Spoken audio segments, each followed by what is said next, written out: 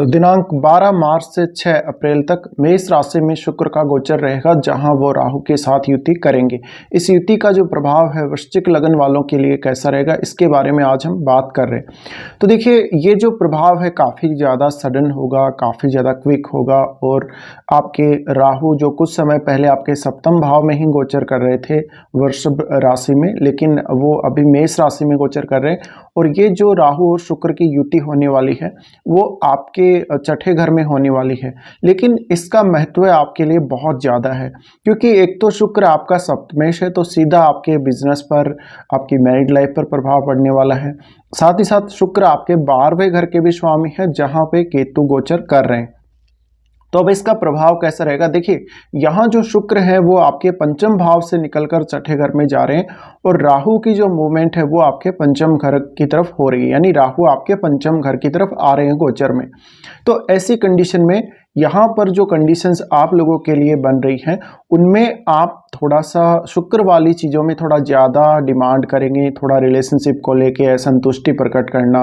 और थोड़ा ज़्यादा रिलेशनशिप में डिमांडिंग आप हो जाएंगे। अगर पुरुषों के चार्ट में ऐसी कंडीशन बनती है तो ऐसी स्थिति में आपको मैरिड लाइफ में थोड़ी सावधानी रखनी है, क्योंकि शुक्र आपके सप्तमेश है। शुक्र सप्तमेश होने की वजह से आपका जो पार्टनर है आपके ऊपर कुछ आरोप प्रत्यारोप लगा सकता है, फालतू में आपकी जो मैरिड लाइफ है वो डिस्टर्ब हो सकती है बिना किसी कारण के, बिना किसी आपकी गलती के, और आपके ऊपर कुछ झूठे इल्ज़ाम लगाए जा सकते हैं।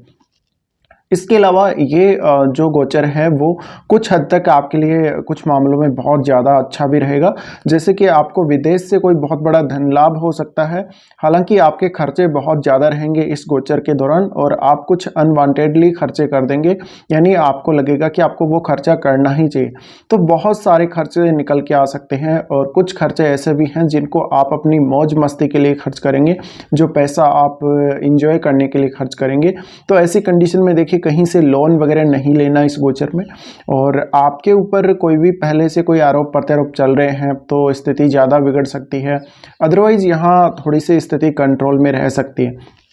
तो यहाँ देखिए आप लोगों को डराने की या ऐसी कोई बात नहीं है। और जो राहु शुक्र की जो युति बनेगी छठे घर में, तो आपको ऑलरेडी पता है कि छठा घर है वो आपके संघर्षों का है, और आपके ऊपर जो भी कोर्ट केस वगैरह जो कुछ भी आपके ऊपर होते हैं, आपकी लाइफ में जो कुछ भी स्ट्रगल वाली चीज़ें होती हैं उनको लेकर हम छठे घर से विचार करते हैं। इसके अलावा क्योंकि सप्तम घर आपके पार्टनर का है, तो सप्तम घर के स्वामी का छठे घर में यहाँ पर जाना वैसे ही अच्छा नहीं होता, और फिर ऊपर से राहु जैसे ग्रह के साथ युति और कर लेना,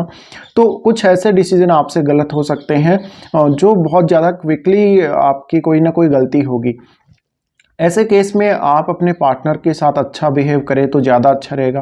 पार्टनर को सपोर्ट करके चले। और जिनका भी इस युति के दौरान मैरिज होता है तो मैरिड लाइफ में शुरुआत में काफ़ी सारी दिक्कतें, काफ़ी सारी समस्याएं आ सकती हैं। इसके अलावा मेन जो प्रॉब्लम आप लोगों को आ सकती है, एक दूसरे के बीच में काफ़ी ज़्यादा मिसअंडरस्टैंडिंग, एक दूसरे की बात को नहीं समझ पाना, एक दूसरे की बात को नहीं सुन पाना ठीक से, और कुछ हद तक आपके कुछ ऐसी प्रॉब्लम्स आ सकती हैं जहाँ पर आपके कार्य क्षेत्र में भी इन सब मामलों का दखल हो सकता है। तो छठा घर आपका वर्क प्लेस है, इस वजह से आपके वर्क प्लेस पर आपके ऊपर कोई ना कोई गलत इल्ज़ाम लगा रहा हो, से यहाँ पे स्पेशली स्त्री लगा सकती है कोई ना कोई गलत इल्ज़ाम पुरुषों पर। तो यहाँ राहु के साथ युति है, तो निश्चित रूप से आपको कुछ ना कुछ ऐसे ऑफर्स आ सकते हैं जहाँ आप काम कर रहे हैं, जहाँ पे आप जॉब या कोई भी बिज़नेस आप कर रहे हैं, भले ही बिज़नेस भी कर रहे हो तो भी। अब ये जो कंडीशन है इसमें अगर आपका अपने पार्टनर के साथ कोई फॉरेन ट्रेवल होता है, कोई फॉरेन टूर होता है, या आपका कोई विदेश में कोई बिजनेस है, विदेश के साथ जुड़ के कोई काम कर रहे हैं, आप कोई कंपनी के साथ जुड़ के काम कर रहे हैं, तो वहाँ से बहुत बड़ा धन लाभ भी आपको हो सकता है। लेकिन ये कंडीशन में सबसे ज़्यादा जो असर पड़ेगा आपके जीवन स्तर पर पड़ेगा, आपकी मैरिड लाइफ पर पड़ेगा, आपके रिलेशंस पर पड़ेगा। और आपका किसी से कोई प्रेम संबंध है तो प्रेम संबंधों में बात बहुत ज़्यादा आगे बढ़ सकती है और रिलेशनशिप तक बात जा सकती है। अब मेन बात ये है कि जो शुक्र की राशि है तुला राशि, वहाँ केतु का गोचर है, और केतु का गोचर आपके 12वें भाव में भी है, तो इस वजह से भी कुछ प्रॉब्लम्स ज़्यादा बढ़ने वाली हैं, यानी जो रिलेशनशिप के इश्यू हैं वो बहुत ज़्यादा आ सकते हैं। इसके अलावा आपके ऊपर कुछ झूठे इल्ज़ाम लगना रिलेशनशिप को लेके और आपके ऊपर कुछ इस प्रकार की समस्याएं फालतू में आ जाना, तो आपको काफ़ी ज़्यादा टेंशन रह सकती है। इसके अलावा आपका जो जीवन साथी है वो क्विकली बीमार हो जाएगा या उसकी कोई हेल्थ को कोई ऐसी दिक्कत हो जाएगी जिसकी वजह से आप पूरी तरह से अपनी जो मैरिड लाइफ है उसको एंजॉय नहीं कर पाएंगे, या आप अपने प्रोफेशन वाइज भी देखा जाए तो आप अपने करियर में जो कुछ भी आप काम कर रहे हैं, जो भी आपका प्रोफेशन है उसको ठीक से नहीं कर पाएंगे। तो कुछ हद तक बाधाएं, कुछ हद तक ऐसे प्रॉब्लम्स देखने को मिल सकती हैं जहां पे आपसे स्थितियां बहुत ज़्यादा खराब होने के बाद संभाली नहीं जाएंगी, जहां पे आप कंट्रोल नहीं कर सकते। और ये जो आपकी डेली लाइफ जो है, आपका जो डेली का रूटीन है, उसमें भी काफ़ी सारी बाधाएं इस वजह से आ सकती हैं।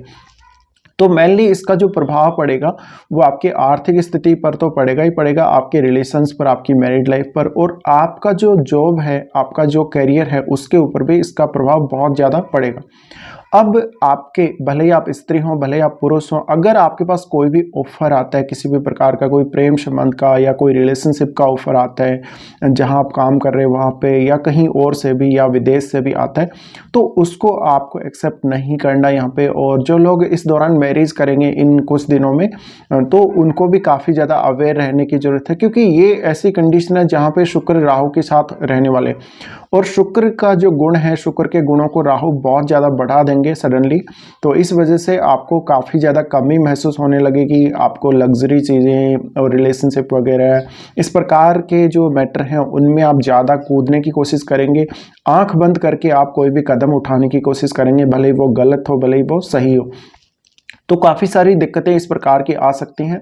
इसके अलावा आपका जो मन है, मन में कहीं ना कहीं कुछ ना कुछ इस प्रकार की आपकी मानसिक रूप से कुछ प्रॉब्लम्स हो सकती हैं। और अगर आपका चंद्रमा अगर पीड़ित है कुंडली में, तो काफ़ी ज़्यादा गलत डिसीजन हो सकते हैं आप लोगों के रिलेशनशिप को लेके या अपने काम को लेके, और आप सडनली किसी की बातों में आ जाएंगी। तो आपके साथ किसी प्रकार का फ्रॉड ना हो, आपके साथ कुछ गलत ना हो, आपके पीछे से कोई षड्यंत्र किया जा रहा हो, तो इन सब बातों का आप लोगों को, वृश्चिक लगन वालों को ध्यान रखना ही रखना है। इसके अलावा जो लोग ऑलरेडी मैरिड हैं वो अपने पार्टनर के साथ बहुत अच्छे से अंडरस्टैंडिंग बना के चलें, और अपने पार्टनर का जितना ज़्यादा आप सपोर्ट करेंगे उतना ज़्यादा बेहतर रहेगा। साथ ही पार्टनर की हेल्थ का भी आपको ज़रूर ध्यान रखना ही रखना है।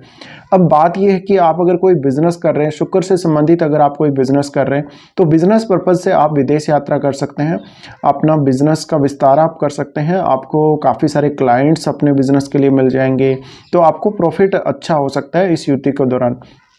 लेकिन देखा जाए तो ये कंडीशन में कुछ ना कुछ आरोप प्रत्यारोप भी आपके ऊपर लग सकते हैं, और कुछ आपका गलत व्यवहार या कुछ ऐसा व्यवहार जो ज़्यादातर मैनिपुलेट किया गया हो किसी को, या आप अंडरस्टैंडिंग के तौर पे इसको देख सकते हैं कि आपका किसी के साथ अंडरस्टैंडिंग डिस्टर्ब हो जाना। तो इस प्रकार की कुछ समस्याएं वृश्चिक लगन वालों को आ सकती हैं। सबसे ज़्यादा जो असर इसका पड़ेगा आपकी मैरिड लाइफ पर पड़ेगा, इसके अलावा आपके काम पर, आपके जॉब पर पड़ेगा, आपके वर्क प्लेस का जो माहौल है वो काफ़ी ज़्यादा डिस्टर्ब हो सकता है। तो कुछ हद तक आप लोगों को इसको कंट्रोल करने की ज़रूरत रहेगी।